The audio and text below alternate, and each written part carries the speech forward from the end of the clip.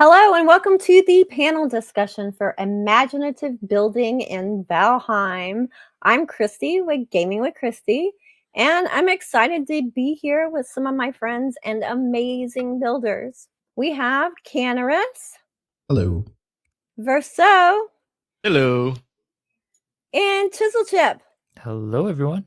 Excited to be here. I'm excited to have everybody here. We're talking about building in Valheim, which has taken over a huge part of our lives for everyone on this panel, I know, at different times. And so I just want to pick you guys' brains a little bit and find out a little bit about building and what it is for you. So, first question, just to kick us off, what got you hooked on building in Valheim? Oh, I could speak to that a little bit. I started the whole survival games thing with Minecraft way back in the day, and as soon as Valheim dropped, when all we had was a few pieces of wood to build with, I just kind of immediately fell in love with the cozy graphic style of something that wasn't blocky, that was super fun, survival, creative, and hopped in with a friend of mine. We kind of got hooked and just kept creating things. I fell in love with the whole terraforming concept, being able to be super creative with actually designing foundations and the lawn and yard and everything for my builds. So that was a lot of fun, and we just kept going through it as more biomes released and more build pieces and everything just kept updating. Yeah, I do like the landscaping and terraforming. Yeah, they did a Part. good job with that. It was kind of one of the first games that really implemented that in I mean, Valheim was kind of iconic for a lot of survival games, but Yeah. Yeah. Well, for me, what really got me into building, just like Chisel Chip, coming from Minecraft, and Yeah. really, because I was building in Minecraft and enjoying it, but I wanted something that was not blocked. And then I saw like a YouTuber, playing Valheim, and it was like, oh, let me see, this kind of what, because the art style was very interesting. I wasn't sure about the building yet. And then it's like I looked up some videos to see like what persons have come up with building, and I think one of them in the mix was Vet Live. And I think once I saw one of their builds, it's like that's the game. That's what I'm looking for. So you kind of got interested in the building mechanics in Valheim before you even were in the game playing Valheim yet. Yeah.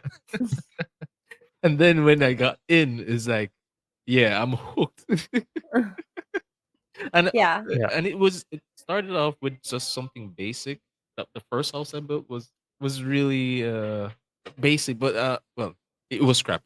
Yeah. And then I started building windows. Everybody's first building is crap. I mean, it's a requirement. Gotta start with the shoebox. That's Yeah. right. Everybody has to live in a shoebox at least once. But Yeah. it's interesting too. You mentioned like the graphic style of it being special and you guys coming from Minecraft. How do you think the simple graphic style in the game has ended up making it so popular for builders? I think it has something to do with it because it's not too over detailed, and it's not too simple like Minecraft. It's like it's in the middle, just right. Yeah, I agree with that. I think the simplicity keeps it open for a lot of imagination. I think especially when Valheim was created, we weren't seeing quite as many updates with Unreal Engine 5 and some of the newer concepts for gaming.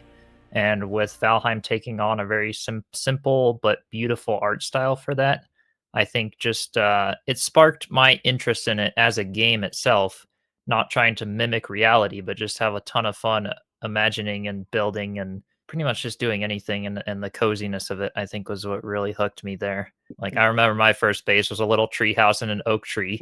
I was terrified when the Eikther raid started happening, and my friend and I were just camping up there, and like the nostalgic feeling of that is definitely something I remember. Good times, eh?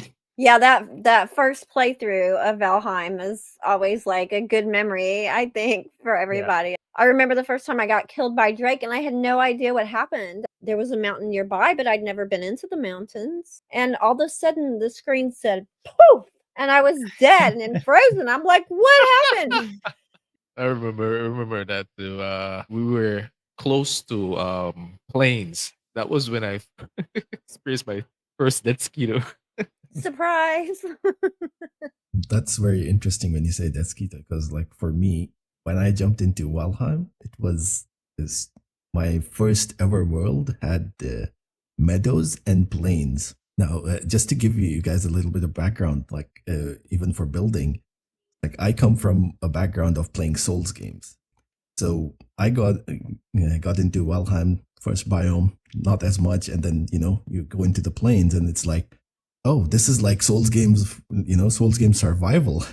Even the building, coming from that perspective, I took it on as a challenge initially because it was like, oh, this has some limitations, some things that stop me from going crazy with this. So I'm like, Yeah. oh, I like the challenge of it more than anything else. Yeah. That's a really good point, and that kind of makes me think of something too. And like, how do you think that the limitations in the building system in Valheim lead to more creativity in the builds? Yeah, I agree with that. I think I also do a lot of Enshrouded since that game has come out, and kind of Great comparing game. the two. I love everything building games, and Valheim really got me into that. I kind of started my whole channel around Valheim, but the simple style, I just had so much fun creating, whether it was even custom furniture or builds or different textures and roofs or windows or walls, interior decorations, all just using these simple pieces in different ways that they may not have been intended to be used. So it was, yeah, I think the limitations honestly make it really fun to figure out new ways of doing things.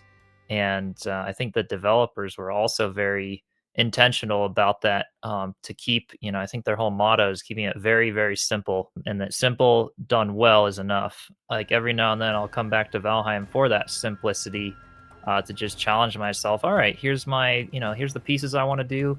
Let me pick a biome and create a fun story and a build to go along with that. I think it's Yeah. interesting too that you were talking about using things in unusual ways. And that's one of the things that I'm really drawn to. And I come from building in No Man's Sky before Valheim. And I was part of a sub building culture called glitch building, which is where we would take pieces that they give us for building and literally use the mouse and the keyboard in certain ways, like quickly, to make the pieces do things that they're not supposed to be able to do and glitch them into places. And that really kind of trained my brain to look at things not as what they are, but as what they could be. Like, what's a shape about this? Or what's the backwards shape of this? What does it look like when it's turned this way or combined with that or phased through something? It's almost like a creative logic puzzle in that way of like, I have something in my head that I want to make, but I only have these pieces and they only have these rules. And how can I get it to do that? Yeah. So Yeah, a lot of fun. and I agree with what you both you guys saying. And for you, Christy, it really changing from No Man's Sky and coming over to Valheim. It's like it really gels with you. It's like Mhm. with Beeble as well. Yeah. The No Man's Sky, yeah. It's good that the limitations are there because not only just for like the creative stuff, because like for Kenros, he mentioned that he's like a Souls player, right? And they like the how Valheim how it is like it reminds me of that. Now for like most builders, like having those limitations, that's where our challenge. That's our challenge, and it's so surprised. I'm still surprised that till this day we are still discovering new ways of building. We Yeah. still discovered. I don't think we reached the limit yet. Yeah. Mhm. Valheim building has come a long way. Yeah, what Especially we since they give us more parts every biome too, right? I yeah mean, Yeah. we're always begging for more parts, even though we're like, oh, it makes it creative when you have to use these, but we always want more parts. rope. Hashtag Valheim rope. Come on. Ladders. And ladders. That would save a lot of space if we get that. Yeah, I think it's fun. Yeah, the way like you do all the roofs versus doing all the pointy roofs on your castle builds and everything. Figuring out how to use things like the door to find the the halfway door. snapping point and Mhm. other things like that. You know, that's always what will just keep finding new ways of using pieces and building. And you know, the devs eventually added the alternative placement, which is Yeah. so Yeah. helpful in being able to use more pieces in different ways that we never were able to really do before. So yeah, I love how they're catering to that a lot with the building. I was playing Valheim long before like the Hearth and Home update, and before it was really even that big of a building game. I just love that cozy feel, the simplistic feel. And when they started coming out with all that, I was just so excited. Yeah. Mhm. So, speaking of using like the doors to do sizing or spacing or anything like that, that's one of the techniques that advanced builders use. What is another technique that you guys use in building that you think, in general, the building community out there doesn't use or doesn't think about to use a lot? Any tips that you'd give for techniques like that? I think Hmm. textures is such a big one. I mean, that's ultimately what goes from like just building a little box to building a really nice looking house is just noticing, even if you're just walking around or browsing through images of buildings or architecture, noticing all the different textures and what makes those buildings unique and stand apart from each other for the feel that you're trying to go with. And I think just adding, you know, the more depth and pieces we can add to things like walls or roofs, maybe adding different textures with the points on the roofs and things, and just really focusing on, obviously there's a point you have to call the build finished. Is um, there though? yeah. To try to post it on YouTube for us, right? We have to Well, call yeah. it like, okay, I'm happy enough with it. But yeah, there's always a point of like, you know, I could always find something to keep adding, and I think in going at building with that mindset will just keep improving. If you think you're done and you want to keep improving, there's always things that can keep being added to add the depth, texture, lighting, little decorations, things like that. Yeah. One of the Yeah. things I feel that seems to be slept upon the most is the variation in the visuals of the pieces being damaged. I think each Yes. piece has three types of damaged visuals, and those really change, you know, the last impact of how the piece looks. Yeah, I totally agree. If there was like an option or so where you're able to just place those in quickly, then persons would maybe use it a lot. It takes a lot of time and the damage that you have to do to the structure to get the right amount. Is it Mhm. Yeah, how many levels of it? The damage is like three levels for three. each of them. I Okay. think the first one appears at 50%, and then the second one at 25, Ah. 75% to be.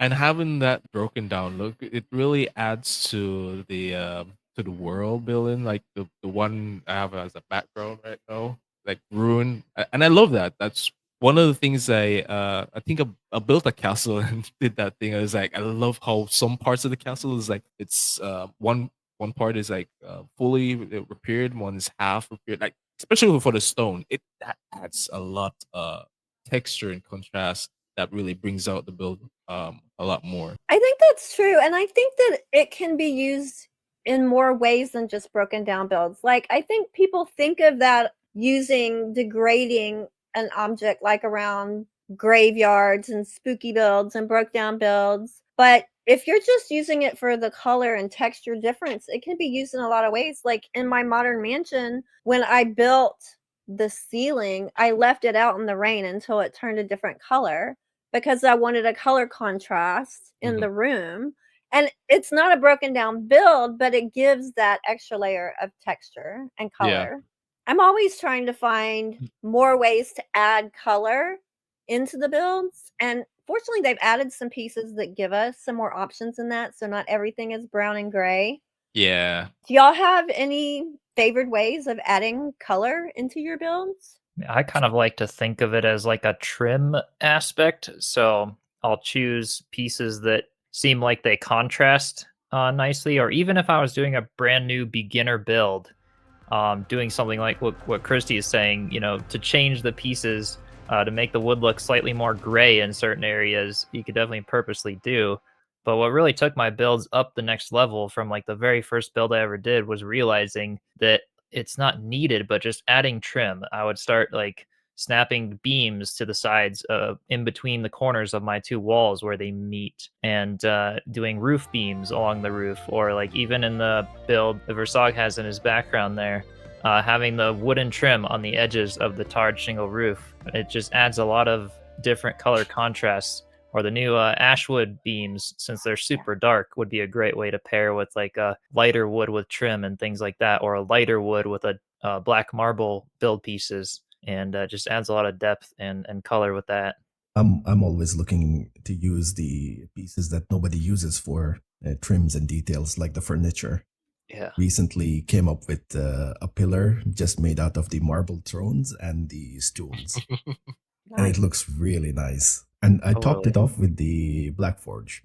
Even ended up using that same thing in my booth. Nice. So go check out Canners's booth, everybody. That's a good example of combining those concepts together, adding light and texture and using parts in unusual ways.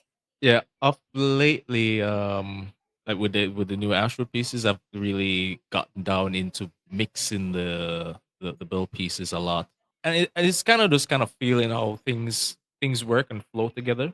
Because there was a time that I couldn't use the marble with stone because I didn't know how to mix it properly, and it was having the right balance, you know. So it was like for marble, because of how pretty it is, I like to use it as a trim, you know, like for like the base part for like grand structures and stuff, the castle or meat hall or whatever. And then like for the ashwood, now the ashwood, I absolutely love those because the thing is that how smooth they are. What we have textured, more textured, rough textured build piece, and so kind of mixing them together, you know, it really kind of elevates the build a lot more. You know, initially it was like hard to get used to the smoothness because it tends to look too too modern. You know, and you're in a Viking age and you maybe want to work on like a medieval or build or whatever. So with that is that you have to be careful as to use just the right amount, but not too much. Because what happens, you have to tone it down somewhere or another by adding other things, build pieces in the mix. So I think the ashwood coming in, well, for me to mix the build pieces much more and get some nice results. Yeah, that's a really good point. Learning how to mix the pieces in the right ways. And as they add more pieces with each biome, as we're seeing hundreds of new build pieces added, I noticed for myself, sometimes even picking certain pieces to create the concept of like a block palette or a build palette, depending on the story or the feel I'm going for in a build. And I might be like, all right, I'm not going to use this particular ashwood piece in this build, even if I really, really love the piece. I think like at first I'll be like, oh, add texture, and but it's also easy to go overboard with it and just use everything because we love all the pieces so much. So sometimes limitations can actually boost the looks and creativity and the style ultimately in the end as well. And just to add what you're saying there, Jizzle, I think when you're working on a project, have a theme in mind. Yeah. If you start a build, and like if you were working on a village, right? So if you started with this kind of theme, just keep that and work with it. And yeah.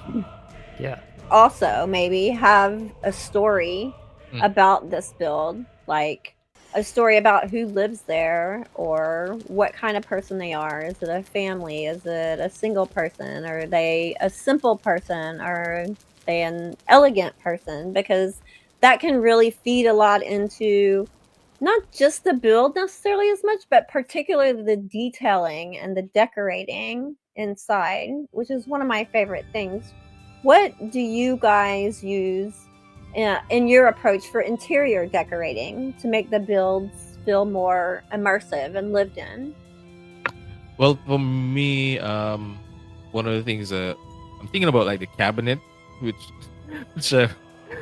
decorating is not my thing. I don't like decorating. You can't say have me come decorate your house. But I have to. But yeah, I remember it was like was doing the build, and it's like it felt empty, and there's like putting the furniture that the game gives you wasn't enough. So just having like the cabinet, for example, was like a nice little thing that felt it adds to the immersion. It's like having doing stuff like that really helped me to kind of not burst my brain because I don't have that natural decorated talent like you, Christy. Your decoration always turns out really good, though. And I noticed you use stools a lot in your decorating. Oh yes, I love stools because You of multi-purpose them a lot of ways. the Yeah. lattice design. From the day when I discovered it could use as windows, like It was all over. yeah, Yeah, I would use them as like wine racks because they have the little crisscross pattern. So stacking them, and you could also put item stands on the top of them to display potions or other things in the little diamond shapes in between the stools. And yeah, using anything like that to just feel like, or I'd use signs or item stands in like just free placing them in a square on the floor to create like a basket of berries, creating like a cutting board with a plank with an item stand and a little knife on it, or just find interior decorating is where you can really get creative and think about texture and spend a lot of time on. I think one of my favorite things they've added is that with the new serving tray, we can just sit things down That is Yes, nice. without using yes. item Yeah. stands. Oh my gracious. That is nice. Yeah. Thank you, whoever's idea that was. That's genius. Ken, what is something that you particularly like to do in your interior decorating of builds?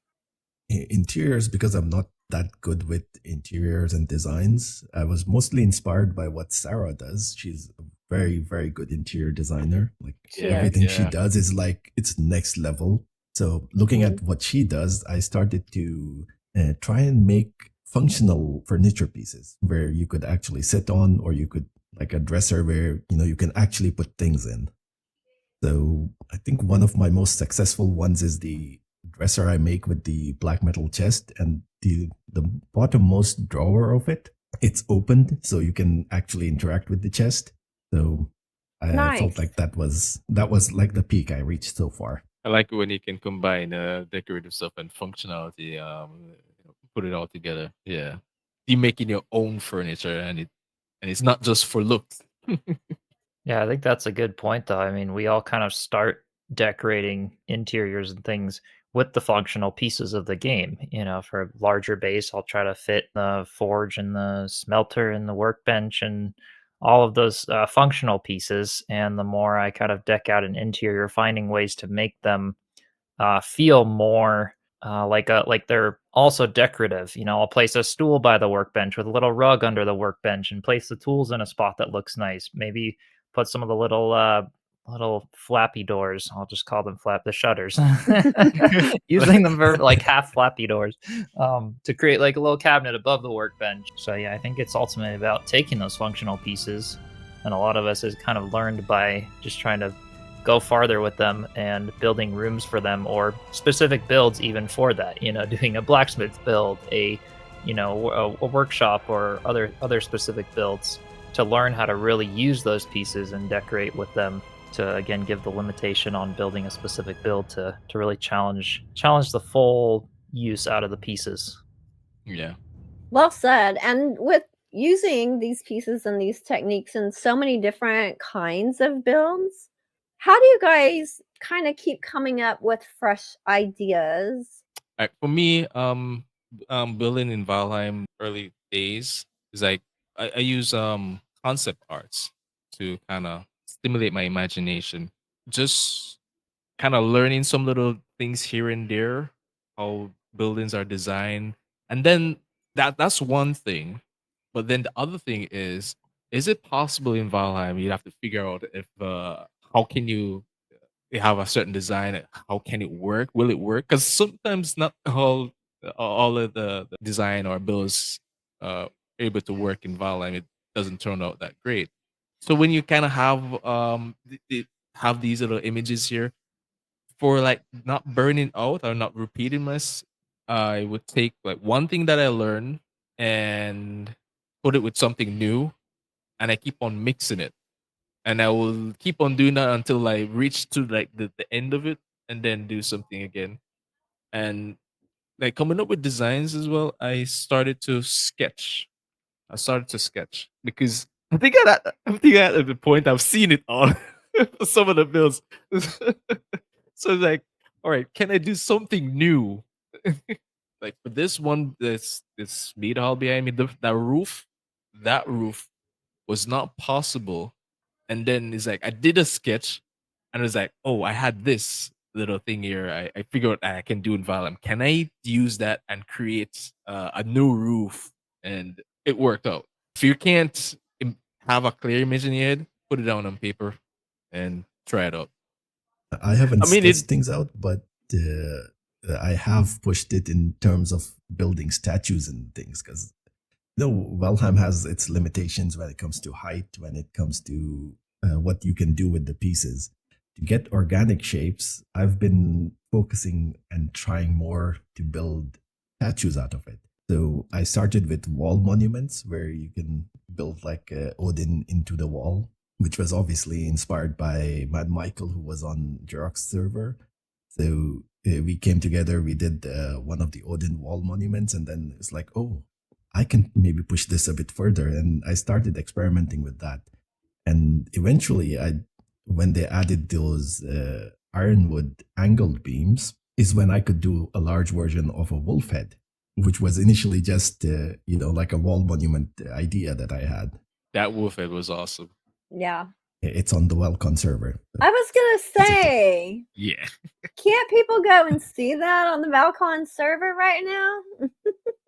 Go check They it out, can. guys. It's an awesome build. Mhm. That's amazing. That's so Yeah, I think for amazing. It made me me, completely forget what I was saying. Sorry. Go ahead, Chisel. I was just gonna say, like, for me, I haven't sketched out as much, but if any of you way back in your childhood built forts or imagined things or played with Legos or whatever, and kind of recall why you wanted to build that thing or why you wanted to create something. And so for building games, this kind of goes along with what we talked about earlier about the concept of simple and not too realistic. I actually really like it to be something that's imaginative that I wouldn't otherwise be able to create in the real world, which kind of keeps it fun as a game for me. Yeah. So things like, a really fancy, weird hobbit house or whatever, if I like to create something, or some other crazy fantasy thought up thing that I would be like, what do I feel like building today? Maybe I want to build a little lake town in the middle of the ocean on an island, and just explore it and have fun with it and everything. So we've talked a lot about the things that we like about Valheim building and how we get inspiration and stuff from it, but there's always some stuff that we would like to be different or changed. What is there, if you had a wish, what is the thing that you really wish that Iron Gate would add to or change about the building system? I'll go first. Item stands. Can I get an amen? Hello, amen. Amen. Thank you, Amen. V. It's like, Thank you, V. Yeah, I mean, I think that more things should be able to be put on item stands. I think that this is an obvious one. The models are there. True. I think that if it makes sense, if you could lay it on a table like an arrow for a bow, you can lay it down on the table. You should be able to put it on an item stand. And I think the amount of variation that would give us is just endless. The decorating community would have a field day with that. Yes. Oh, the Yeah. possibilities. Yeah, I totally agree. I think a lot of things for me, like, I really appreciate the simple style, so I'm not gonna, suddenly go asking for, like, oh, hey, wait, can we be protected from enemies? Can we dig underground? Can we do all these things? That would be like changing what's already there. But I think based on what is there, some things I'll notice myself getting into that limit my creativity on builds are the concept of irreplaceable objects or items breaking and having like a base related to it. So what I really like, for example, is in the swamp, we have those big trees that are a part of the biome, and they're indestructible. So I can build like a treehouse connected to them, or do a build related, and a mob or a wraith, could still come and destroy my house. So I still have this sense of like I have to protect it. It's not like cheating, so to speak. But they can't take out the tree that my house is built on, so I can rebuild my house if something happens. So part of me wishes that maybe some of the rocks in the Mistlands, those giant rocks that are really cool, would be like indestructible, so that we could like be more. It would like make me feel more confident about being more creative with them and doing a really cool build without having to like worry about a soldier seeker coming down, smashing down the whole rock, and there goes my whole build. Unless I go back with like Infinity Hammer dev commands and try to like make that rock have infinite health or place it back. So I think like maybe incorporating more items like or indestructible terrain as part of certain biomes. Just a few, but it would be like I'd build so many cool things on those rocks if I knew that the rocks weren't the like death of my whole village or my whole house. Totally. What I would like for Valheim to add, because the limit of the terraforming now, we can only go down to like about 8 meters, and the thing is that we can't build caves or something like that. I like that parts of I like that kind of stuff where you able to create like an underground village or stuff like that. And another thing too is like the just water itself, how where you can find little areas like maybe that's higher than sea level. You have a little pond or something that you can have that be in a part of your build, because the having those little lily pads and so really I love that you can add those, and it really elevates some of the builds I've seen out there to make use of that. I'm curious if they could use the tar mechanic that they developed to put ponds like that elsewhere in the world, and if it gets out of the pond, it dissipates like the tar does. So on that note, there is something in game that you can actually do. I did it with the castle I was doing on a stream. I dug out a hole, and it has to be like wide enough. I don't remember how wide it has to be. I dug it out and then I spawned liquid, and doesn't look as clear as the one that we have in game, but it behaves like liquid, and What's the it, command for that? Is it liquid? yeah, spawn liquid. Was Liquid. it Liquid liquid or water. liquid water? Yeah. That? Liquid Yeah. water. Yeah. So yep, that's in the game. I mean, we wish if that's in the game, maybe they can find a way of implementing it in the world where you can find these little ponds or so. Maybe it's something they're working on. The only downside with that, you can't really like bring up any lily pads. Well, I haven't tried though. All I know is No, that it doesn't affect the textures. You're yeah, right. It doesn't affect textures. and I think if I raise the ground within the thing there, the water is gonna escape. It sounds like you've played with this liquid water thing some too, Canaris. Yeah, I'm usually testing things out. Like this is one of the reasons why I have no asks anymore, because I looked at the game code for another reason, and I have kind of developed a sympathy towards the developers and what they have to do to get things into the game. So it's like, oh yeah, I'm not going to request too many things with this after seeing the code side of what they have to deal with.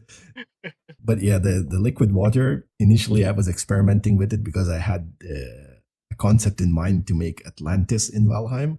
So I looked at all of them, and the liquid water to tar, they only stay when you have the terrain. If you have anything else, it just flows, like it ignores it. And there are some limitations there. I don't know what, like the code side, obviously it's going to be a nightmare because Valheim wasn't supposed to have water, quote unquote. But that's a whole other story. Right. This kind of brings up the idea of, are there any, I mean, I know some people use a crap ton of mods all the time. Some people mainly build vanilla. I tend to try and stay vanilla style, even if I'm like occasionally flying around and using no cost just for time's sake for content creation. But is there anything specific that you tend to use to enhance your builds? Mods or tools like that? I have been using Infinity Hammer and mostly all of the tools that Jerry makes. So it's more to save time than anything else, because like a lot of his tools, one of the things that he has done for the community is he has given an open script where you can make your own tools and scripts, and the code for it, which helps you do whatever you want. Like we're working on the car. He's basically helping me develop something I had in mind, where I wanted, like, I have the build, which is the crash TIE fighter, but when I made it, we didn't have the ashwood, the black wood pieces. Now I want to replace all the woods in that build, and replace it into the new ashlands and do all of that. But replacing each and every wood piece is a task. So I was looking at, how do I do this? And with Infinity Hammer, basically you can write a script which can just replace the the wood pieces itself. It's like, oh, stuff like that I'm always looking forward to, because that's like a huge time saver. It Instead is. of spending a week on just refixing the TIE fighter, I would spend maybe half an hour to an hour. And Yeah, that would take a huge amount of time. Yeah. It's true. I started using Infinity Hammer. Is it about a month now? Really, a real nice time saver. Especially like terraforming too, because terraforming can take a lot of time, especially if you do like a village. And you want to, like, when you don't want the village to be like on one level, because that's boring. But when you have at different levels, to it, it really gives the village more depth, and feels more natural, and stuff. So that's one thing I use it for. Also, like, use it to save some of the bills. I build it somewhere else, and I can just save it and pop it somewhere. Don't want to go through the process of building that thing over again. Right. Yeah. Yeah. And then they plant everything mod.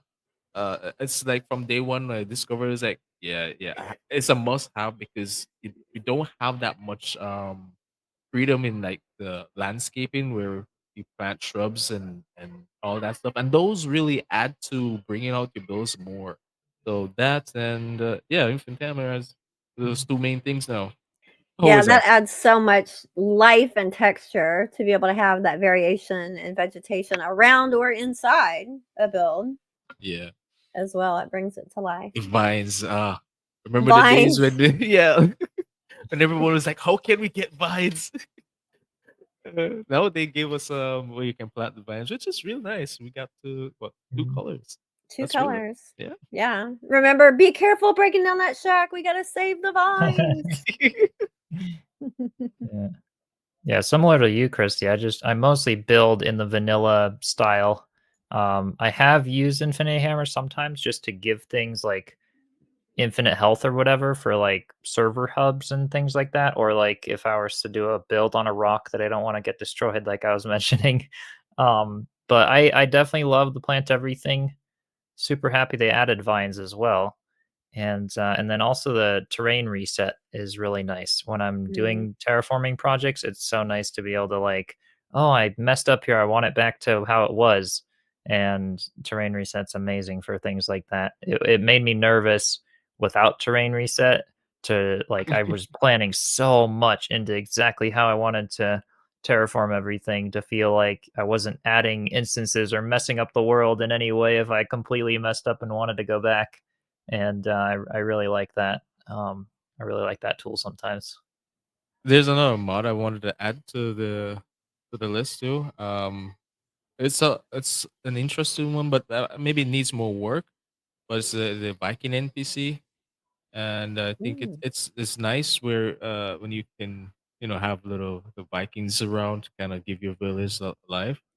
So that's another nice one, really. When if you're like a solo player, and feel lonely in your built out village, no one's running around. Yeah, that one. that's what the Gerdorfs are for. Capture them. Well, thank you guys for chatting with us today about building and sharing all of your wonderful insights. And I hope that this is helpful to somebody or entertaining to somebody. I know that I've learned so much from all of you guys, and I look forward to seeing all of your amazing creations coming up in the future. Yeah, thanks for having us. Yeah, that was a Thanks lot for of having fun. us. Okay, so back to you guys. That sounded cheesy. Okay, back to you guys. It still sounds cheesy. I don't care. Supers. You just gotta include it at this point. Bye. Awesome. Bye. Bye. Thanks, everyone.